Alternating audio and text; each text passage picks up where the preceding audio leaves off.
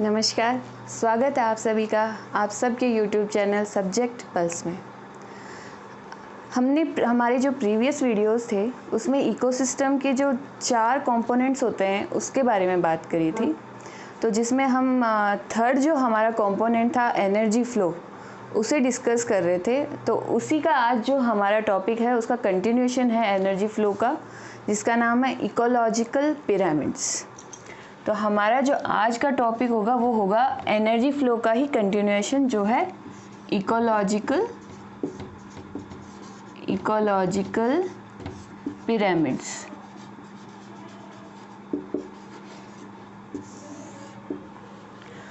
Ecological pyramids जो है वो आपके एग्ज़ाम पॉइंट ऑफ व्यू से बहुत ही इम्पॉर्टेंट टॉपिक है, क्योंकि लगभग सभी एग्ज़ाम्स में इकोसिस्टम जो आपके एनवायरनमेंट का सेक्शन है उसमें सबसे ज़्यादा जो क्वेश्चंस जिस एरिया से पूछे जाते हैं वो होता है हमारे इकोलॉजिकल पिरामिड्स। तो आपको इस पे आज ज़्यादा ध्यान देना है क्योंकि ये एग्ज़ाम पॉइंट ऑफ व्यू से बहुत ही इम्पॉर्टेंट है। तो चलिए शुरू करते हैं आज का हमारा टॉपिक इकोलॉजिकल पिरामिड्स। तो इकोलॉजिकल पिरामिड्स जो कॉन्सेप्ट है वो किस साइंटिस्ट ने दिया था? तो जो इकोलॉजिकल पिरामिड्स है उसका कॉन्सेप्ट दिया था साइंटिस्ट एल्टन ने। तो वो जो साइंटिस्ट है उनका नाम है एल्टन। और इसी कारण जो इकोलॉजिकल पिरामिड्स हैं उन्हें हम कहते हैं एल्टोनियन पिरामिड्स।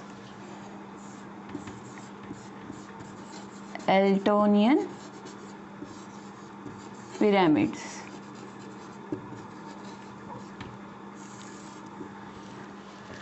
अगर आपने फ़ोटोज़ में या न्यूज़ में कभी मिस्र के पिरामिड की अगर पिक्चर्स वगैरह देखी होंगी तो आपको ध्यान होगा कि पिरामिड्स की जो शेप होती है वो जो नीचे से होती है वो ब्रॉड होती है, यानी चौड़ा होता है वो पिरामिड।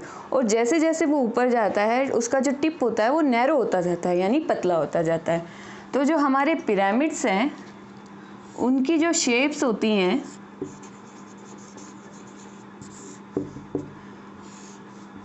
इसे तो आप सभी जानते ही होंगे पिरामिड। तो इसे हम कहते हैं अपराइट पिरामिड। इसके बाद इकोलॉजिकल पिरामिड में जो शेप आती है वो होती है डाउनवर्ड, यानी जो पिरामिड होता है वो उल्टा हो जाता है, इनवर्ड। और थर्ड जो शेप आती है वो आती है स्पिंडल शेप। तो इकोलॉजिकल पिरामिड्स में 3 तरह की शेप्स होती हैं normally: upright, downward and spindle shape. अब आता है कि ये जो इकोलॉजिकल पिरामिड्स होते हैं वो क्या होते हैं, इसकी डेफिनेशन क्या होगी। तो जो इकोलॉजिकल पिरामिड्स होते हैं वो होते हैं बेसिकली जो ट्रॉफिक लेवल्स की हमने प्रीवियस वीडियो में बात करी थी, जैसे कि ये ट्रॉफिक लेवल 1 है और ये ट्रॉफिक लेवल 2 है। तो ये जो पिरामिड्स होते हैं इनमें आपस में रिलेशनशिप होती है। तो ये जो ट्रॉफिक लेवल 1 है और ये जो ट्रॉफिक लेवल 2 है, इन दोनों के अंदर जो होता है वो फूड और एनर्जी के लिए रिलेशनशिप होती है। यानी यहाँ पे हमारे आते हैं प्रोड्यूसर्स। तो ये जो खाना बनाएंगे प्रोड्यूसर उस पे डिपेंड करते हैं हमारे हर्बीवोर्स, जो कि हमारे हो जाते हैं कंज्यूमर्स। तो हर्बीवोर्स जो होंगे वो अपने खाने के लिए इन प्रोड्यूसर्स पे डिपेंड करेंगे। तो जो पिरामिड होता है वो सिंपली फूड और एनर्जी के लिए इन दोनों जो एक ट्रॉफिक लेवल और दूसरे ट्रॉफिक लेवल में जो इंटरेक्शन होता है, एक डिपेंडेंस होती है, वो दिखाते हैं। तो इकोलॉजिकल पिरामिड्स की जो डेफिनेशन आ जाएगी वो हमारी हो जाएगी the dependence of the trophic level on each other for food and energy. अब चलिए हम डिस्कस करते हैं कि जो इकोलॉजिकल पिरामिड्स होते हैं वो कितनी तरह के होते हैं, यानी ये जो पिरामिड होते हैं हम इनको किन किन बेसिस पे डिवाइड कर सकते हैं और ये कितने तरह के होते हैं। तो इकोलॉजिकल पिरामिड्स जो होते हैं वो 3 तरह के हो सकते हैं।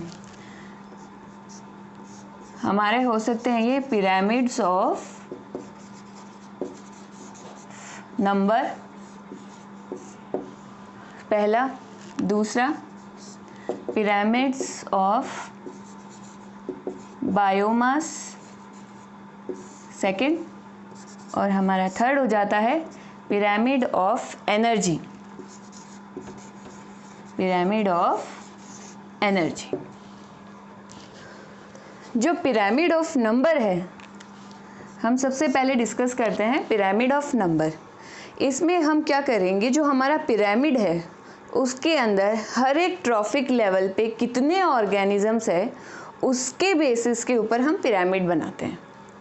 तो नंबर है, जैसे कि इसके नाम से ही पता चल रहा है कि हम जो क्लासिफिकेशन कर रहे हैं, यानी जो पिरामिड हम बनाएंगे, ये जैसे हमने एक पिरामिड बनाया है तो इसमें हर एक ट्रॉफिक लेवल पे कितने ऑर्गेनिज्म हैं, उनके कितने नंबर हैं, इसके बेसिस पे हम बनाते हैं पिरामिड ऑफ नंबर।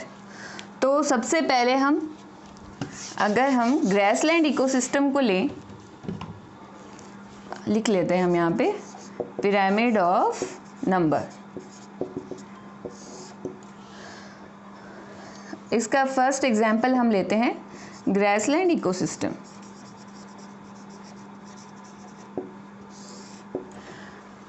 हमारी जो ग्रासेस होती हैं उनका नंबर जो होता है वो बहुत ज़्यादा होता है, यानी ये लैक्स में होती हैं, लाखों में इनकी संख्या होती है। तो हमारी जो, जैसे हमें पता है ट्रॉफिक लेवल में प्रोड्यूसर्स जो होते हैं वो हमेशा नीचे आते हैं और कंज्यूमर्स जो आते हैं वो उनके ऊपर आते हैं। First primary consumer, then secondary consumer, और उसके बाद जो टॉप पे आते हैं वो आते हैं हमारे टर्सरी कंज्यूमर्स। तो सबसे पहले हम ग्रासलैंड इकोसिस्टम की अगर हम बात करते हैं तो हमारे जो हर्बीवोर्स उसके बाद आते हैं, उसके बाद हमारे आते हैं कार्निवोर्स, और उसके बाद में टॉप कार्निवोर्स। तो ग्रासलैंड इकोसिस्टम में क्या होगा, सबसे नीचे जो प्रोड्यूसर्स होंगे वो आएंगे। तो वो कौन हो गए, हमारे ग्रासेस, जिनकी संख्या होती है लाखों में। तो सबसे नीचे आएंगे क्योंकि इनकी जो नंबर है वो सबसे ज़्यादा है। उसके बाद इन पे जो फीड करते हैं हमारे, इसके बाद इन पे जो फीड करेंगे वो हमारे हो गई जैसे गोट, इसका एग्जाम्पल। उनकी जो संख्या होगी वो इन जो ये ग्रासेस है, जो अपनी घास है, उससे कम होगी, तो इनका नंबर जो होगा वो इनसे कम होगा, तो ये इसके ऊपर आएंगी और शेप जो है वो ऊपर की तरफ पॉइंटेड हो जाएगी। अब जो ये गोट है, इन पे कौन फीड करता है, इन पे हमारे करते हैं सेकेंडरी कंज्यूमर, जो होते हैं हमारे कार्निवोर्स। कार्निवोर्स में हम एग्जांपल ले सकते हैं फॉक्स का। अब फॉक्स जो होंगे वो इनकी संख्या जो है गोट्स वगैरह से जो कम होगी, और फॉक्स पे जो फीड करेंगे जो हमारे टॉप लेवल कार्निवोर्स हैं उनकी संख्या इनसे भी कम होगी, तो वो हमारे हो जाते हैं फॉर एग्जांपल लोयन। तो ये जो शेप है हमारी, ये शेप हमारी पिरामिड की जो बनी है वो है upward.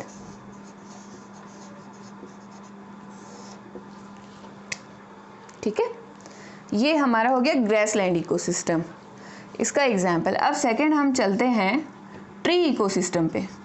Tree ecosystem, tree ecosystem जैसे नाम से ही पता चल रहा है, इसमें केवल एक पेड़ है, यानी ओनली वन ट्री। तो जो हमारा ट्री होगा वो हमारे सबसे नीचे की पोजीशन ऑक्यूपाई करेगा। क्यों? क्योंकि एक प्रोड्यूसर है एक, तो ट्री हमारा यहाँ पे आ जाएगा। उसके बाद ट्री पे जो इंसेक्ट होते हैं उनकी संख्या हज़ारों में होती है, इसलिए क्योंकि पेड़ की संख्या केवल एक है और जो इसके ऊपर इंसेक्ट्स हैं जो फीड करते हैं उस पर, उनकी संख्या हो जाएगी, फॉर एग्जांपल हम लेते हैं 2000। तो पेड़ से इनकी संख्या ज़्यादा है तो ये कम होगा, फिर ऊपर होगा ये हमारे इंसेक्ट्स। और इन इंसेक्ट्स पे जो फीड करते हैं वो जैसे फॉर एग्जांपल बर्ड्स, सॉरी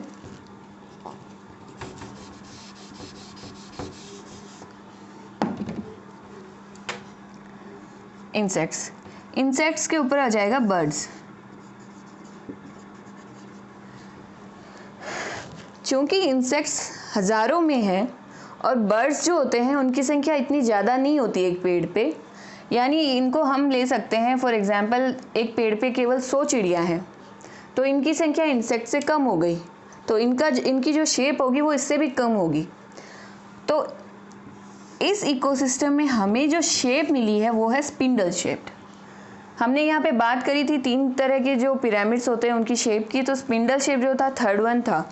तो हमें एक एग्जाम्पल तो अपवर्ड का मिल चुका है, एक हमें स्पिंडल शेप्ड का मिल चुका है। अब हम चलते हैं हमारे थर्ड एग्जाम्पल पे, जिसमें हम लेते हैं ओशन। तो ओशनिक इकोसिस्टम, समुद्र के अंदर जो हमारे प्रोड्यूसर्स होते हैं यानी जो खाना बनाते हैं वो होते हैं हमारे फाइटोप्लैंक्टन्स, जिनकी संख्या होती है लाखों में। उनकी साइज़ बहुत छोटी होती है जो कि हम केवल माइक्रोस्कोप से देख सकते हैं, लेकिन उनकी संख्या बहुत ज़्यादा होती है। तो जो अपन बात भी कर रहे हैं जो कि नंबर ऑफ जो पिरामिड नंबर पे बेस्ड है उनकी, तो क्योंकि इनका नंबर बहुत ज़्यादा है तो ये हमारे बेस पे आएंगे। तो फाइटोप्लैंक्टन्स।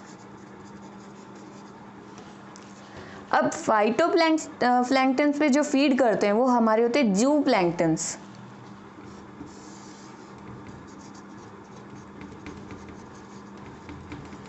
जिनका जो नंबर होता है फाइटोप्लैंक्टन से कम होता है। अब जूप्लैंक्टन्स पे जो फीड करते हैं वो हमारी होती हैं जो छोटी फिशेस होती हैं, स्मॉल साइज फिशेस वो आती हैं, और उन पे जो फीड करती हैं वो होती हैं हमारी बिग साइज की जो फिशेस होती हैं। तो ओशनिक इकोसिस्टम में भी जो हमें नंबर ऑफ पिरामिड मिलता है नंबर के बेसिस पे, वो भी होता है अपवर्ड। अब अगर मैं आपको डाउनवर्ड जो इकोसिस्टम, मैंने आपको यहाँ पे एक पिरामिड बताया था कि एक ऐसा भी पिरामिड बनता है, तो वो जो पिरामिड बनता है वो एक ट्री इकोसिस्टम में भी मैं आपको एक्सप्लेन कर सकती हूँ। फॉर एग्जांपल यहाँ पे स्पिंडल शेप को मैं एक बार मिटा देती हूँ, यहीं पे आपको बना के मैं बताती हूँ कि ट्री है यहाँ पे एक, इस ट्री के ऊपर इंसेक्ट्स हैं जो कि इस ट्री पे फीड कर रहे हैं। क्योंकि हमारा पेड़ एक है लेकिन इंसेक्ट हजारों में है, तो उनकी नंबर जो होगा वो ज़्यादा होगा। और इन इंसेक्ट्स के अंदर जो आता है, जैसे कि पैरासाइट्स हो गए, जो कि इन इंसेक्ट्स के ऊपर फीड करते हैं, वो पैरासाइट जो होते हैं उनका जो नंबर होता है वो इंसेक्ट से भी ज़्यादा होता है। और इन पैरासाइट्स के ऊपर हो जाते हैं अपने हाइपर पैरासाइट्स, हाइपर पैरासिटिज्म भी लिख सकते हैं हम इसे। तो क्योंकि इनका नंबर इनसे भी ज़्यादा है जो इन पैरासाइट्स के ही अंदर रहते हैं, इसलिए ये जो इकोसिस्टम है ये हमें डाउनवर्ड इकोसिस्टम का, डाउनवर्ड पिरामिड का एग्जाम्पल है। तो हमने तीनों तरह के एग्जाम्पल इसमें देख लिए हैं। अब हम चलते हैं हमारे नेक्स्ट पिरामिड पे, पिरामिड ऑफ बायोमास पे।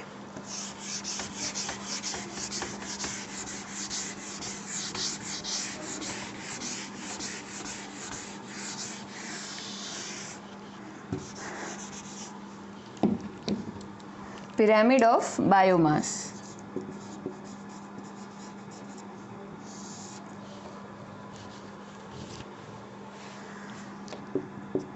बायोमास जो होता है वो देखता है mass of content, mass of living content at each trophic level in an particular area at A given particular time.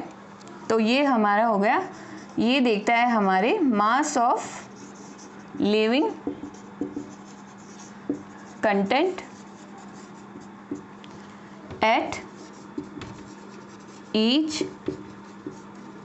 Trophic level per unit area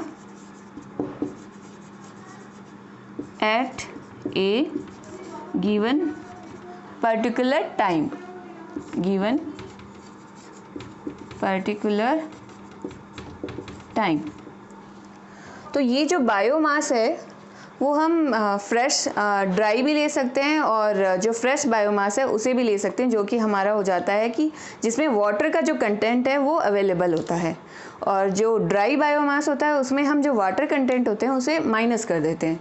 तो इसमें हम दोनों ले सकते हैं, फ्रेश एंड ड्राई बायोमास।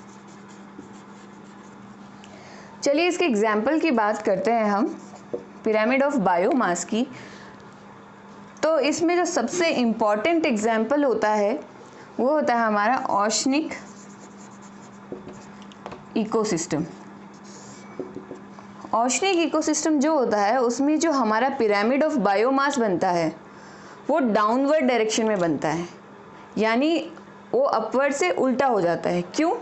क्योंकि जो बायोमास कंटेंट होगा हमारे फाइटोप्लैंक्टन्स में वो बहुत कम होगा एज़ कम्पेयर टू जो फिशेस उन पे फीड करती हैं, क्योंकि इनकी जो साइज़ होती है फाइटोप्लैंक्टन्स की वो बहुत छोटी होती है, माइक्रोस्कोपिक होती है। तो हमें पता है कि जब इतनी छोटी इनकी साइज़ है तो इनका बायोमास कंटेंट जो होगा वो भी कम होगा, और जो इन पे फिशेस फीड करेंगी उनका बायोमास कंटेंट जो होगा वो ज़्यादा होगा। इसलिए हमारे जो सबसे नीचे आएंगे वो आएंगे फाइटोप्लैंक्टन्स, क्योंकि इन प्रोड्यूसर्स हमेशा बेस पे आते हैं लेकिन इनका जो बायोमास है वो कम है, इसलिए हमने इसे छोटा ड्रॉ किया है।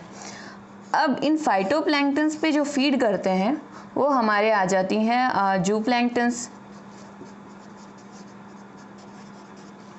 जो कि फाइटोप्लैंक्टन्स पे फीड करते हैं। जूप्लैंक्टन्स की संख्या इनसे ज़्यादा क्यों होती है? क्योंकि इनकी साइज़ इनसे बड़ी होती है और ये कंटिन्यूसली इन पे फीड करते हैं। अब आपके माइंड में एक क्वेश्चन आ रहा होगा कि जब इनका बायोमास इतना कम होता है और जो इन पे ऑर्गेनिज्म फीड करते हैं उनका नंबर इतना ज़्यादा है या उनका जो बायोमास इतना ज़्यादा है, तो ये कैसे सर्वाइव कर पाते हैं? क्योंकि इनका बायोमास तो कम है। वो इसलिए कर पाते हैं क्योंकि इनकी जो ग्रोथ होती है फाइटोप्लैंक्टन्स की, वो बहुत ज़्यादा होती है और इन्हें जो चाहिए होता है न्यूट्रिएंट्स अपनी ग्रोथ के लिए, जैसे सनलाइट होता है और प्रेजेंस ऑफ कार्बन होता है, वो इन्हें ओशन में मिलता रहता है। इसलिए इनकी ग्रोथ बहुत फटाफट होती है और जो ऑर्गेनिजम्स इन पे फीड करते हैं उन्हें उनका खाना मिलता रहता है। तो फाइटोप्लैंक्टन्स की जो बायोमास होगा वो जूप्लैंक्टन से कम होगा, और जूप्लैंक्टन्स का जो बायोमास होगा वो जो हमारी स्मॉल फिशेस हैं जो इन पे फीड करती हैं उससे कम होगा। और जो इन फिशेस पे फीड करते हैं हमारी बिग फिशेस जो अपने खाने के लिए इन पे डिपेंडेंट हैं, उनका बायोमास इनसे भी ज़्यादा होगा। तो ये एग्जाम्पल हो जाता है हमारा डाउनवर्ड पिरामिड का या इन्वर्टेड पिरामिड। इन्वर्टेड यानी जो हमारा अपराइट पिरामिड था उसका उल्टा। अब हम सेकेंड एग्जाम्पल लेते हैं।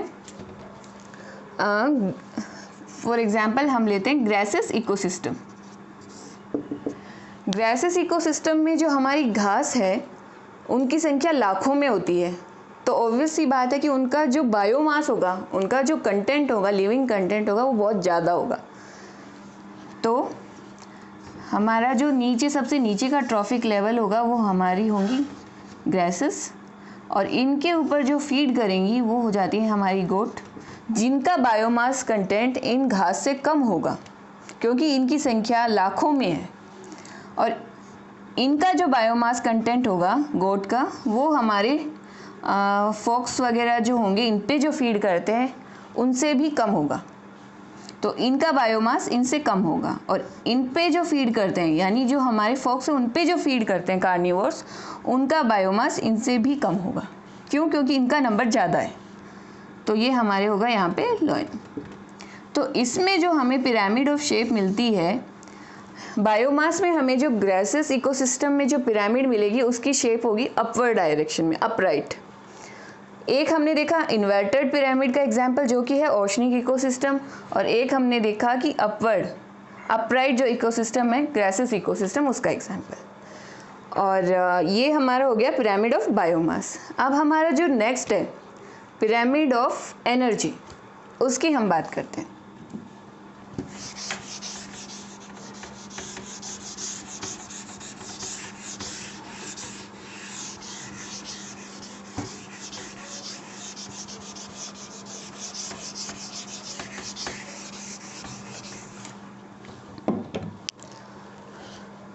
थर्ड हमारा आ जाता है, यहीं पे कंटिन्यू कर लेते हैं। थर्ड हमारा आता है पिरामिड ऑफ एनर्जी।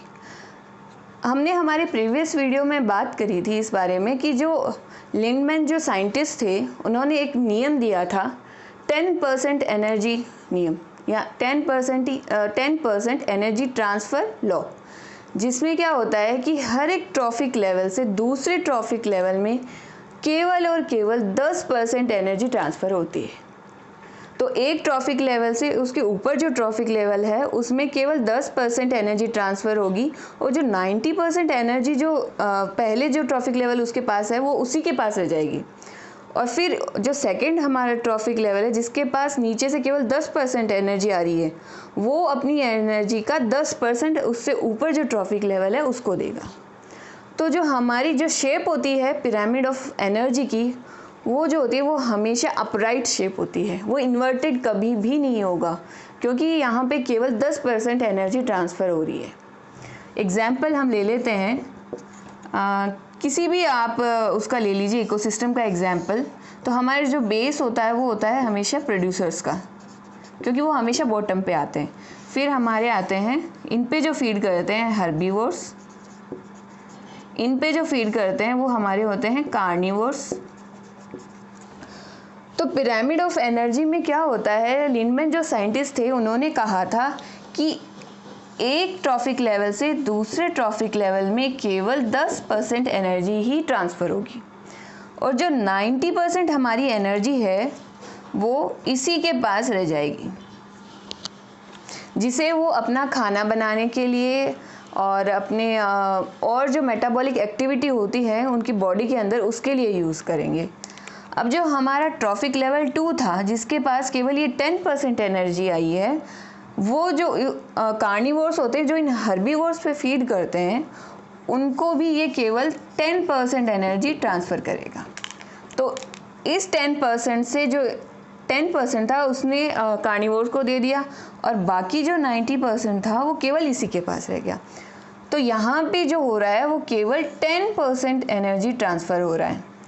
इसीलिए हमेशा आप ये याद रखें, एग्ज़ाम पॉइंट ऑफ व्यू से काफ़ी इम्पॉर्टेंट है कि जो पिरामिड ऑफ एनर्जी होती है उसकी जो शेप होती है वो हमेशा अपराइट शेप होती है, यानी इसकी जो शेप होगी वो हमेशा अपराइट शेप होगी, चाहे वो कोई सा भी इकोसिस्टम हो। तो ये हमने बात करी जो 3 तरह के हमें पिरामिड्स मिलते हैं, जो हैं pyramid of number, pyramid of biomass and pyramid of energy. इनमें डिफरेंट इकोसिस्टम को लेकर हमने इनके एग्जाम्पल्स भी देख लिए, उनकी कौन सी शेप होती है। अब हम बात करते हैं कि इन पिरामिड्स जो होते हैं, इकोलॉजिकल पिरामिड्स जो होते हैं, उनकी लिमिटेशंस क्या क्या होती हैं। इसे हम मिटा देते हैं।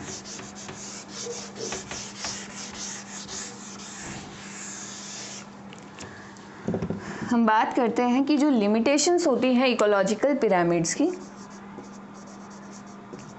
लिमिटेशंस, जिसमें हमारा सबसे पहला जो आता है वो आता है कि ये जो पिरामिड होते हैं वो ऐसे ऑर्गेनिजम्स को पोजीशन नहीं देते हैं अपने पिरामिड में जो कि एक से ज़्यादा ट्रॉफिक लेवल ऑक्यूपाई करते हैं। फॉर एग्ज़ाम्पल अगर हम हाउस स्पैरो, चिड़िया, उसका एग्ज़ाम्पल लें, तो वो जो होती हैं वो सीड्स पे भी फीड करती हैं और इंसेक्ट्स को भी फीड करती हैं, यानी एक ही इकोसिस्टम में वो 2 पोजीशन ऑक्यूपाई कर रही हैं। तो ऐसे किसी भी एग्जाम्पल्स को हम जो हमारी इकोलॉजिकल पिरामिड होते हैं उसके अंदर नहीं देखते हैं।